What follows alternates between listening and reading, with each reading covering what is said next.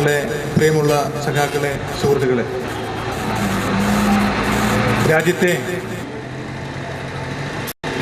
വിദ്യാർത്ഥി സമൂഹം അഭിമുഖീകരിക്കുന്ന അതീവ ഗുരുതരമായ പ്രതിസന്ധി കൊണ്ട് അതിശക്തമായ പ്രക്ഷോഭത്തിന്റെ പാതയിലാണ്. ആ മഹത്തായ പ്രക്ഷോഭത്തിന്റെ ഭാഗമായിട്ടാണ് കേരള സംസ്ഥാന ഘടകത്തിന്റെ സെക്രട്ടറി സഖാവ് ടി ജിസ്മോന്റെ നേതൃത്വത്തിൽ വിദ്യാഭ്യാസ അവകാശ സംരക്ഷണ ജാഥ കേരളത്തിൽ പര്യടനം നടത്തുന്നത്.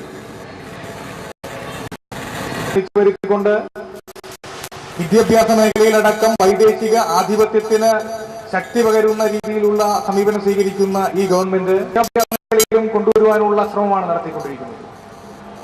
സാധാരണക്കാരന്റെ മക്കൾക്ക് വിദ്യാഭ്യാസം അന്യമാകുന്ന വലിയ ഭ്രാന്തന്മാരോട് അരുത് എന്ന് പറയുന്ന ഒരു സംസ്കാരം കേരളത്തിൽ സംജാതമായെങ്കിൽ അതിനെല്ലാം കാരണം ഞാൻ മുമ്പ് സൂചിപ്പിച്ച സഖാവ് എം.എൻ.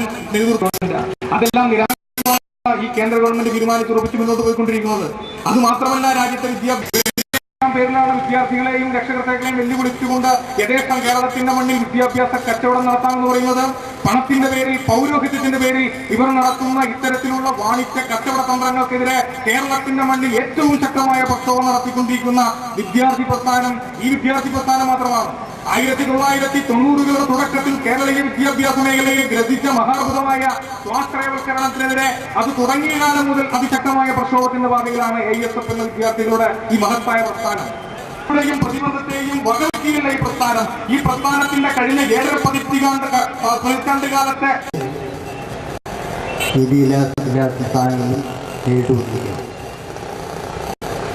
വിദ്യാഭ്യാസ രംഗത്ത് ഒരു നയമുണ്ടാകണം എന്ന കാര്യം എല്ലാവരും പൊതുവിൽ അംഗീകരിക്കുന്നു. അത്തരം ഒരു നയം രൂപപ്പെടുമ്പോൾ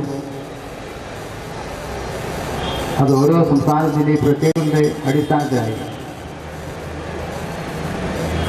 ആ നയത്തിൻ്റെ കാതൽ സമൂഹത്തിലെ എല്ലാ വിഭാഗം ആളുകളെ സംബന്ധിച്ച് അവർക്ക് ഉയർന്ന വിദ്യാഭ്യാസ രംഗത്ത് വരെ കടന്നു വരാനുള്ള അവസരം ഒരുക്കുന്നതായി അതൊരു നയവും അതിനടിസ്ഥാനത്തിലുള്ള നിയമനിർമ്മാണവും പല സംസ്ഥാനത്തും ഉണ്ടാകണമെന്ന ആവശ്യം വളരെ ശക്തമായി ഉന്നയിക്കുന്ന ഘട്ടത്തിലാണ്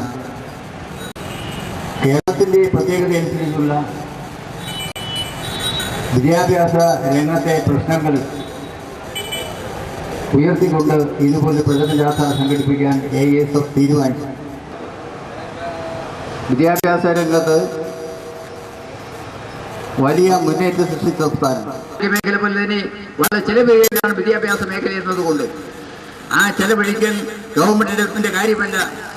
വിദ്യാഭ്യാസം കൂടുതൽ വേണ്ടവർ, പ്രാഥമിക വിദ്യാഭ്യാസം കഴിഞ്ഞാൽ ഉയർന്ന വിദ്യാഭ്യാസം വേണ്ടവർ സ്വന്തം മടിശീല അഴിച്ച് അത് ഉപയോഗപ്പെടുത്തി ഉയർന്ന വിദ്യാഭ്യാസം നേടിക്കൊള്ളുക എന്ന സമീപനമാണ് കേരളത്തിൽ സ്വീകരിക്കാൻ ഗവൺമെന്റ് അവരെ പ്രേരിപ്പിച്ചത്.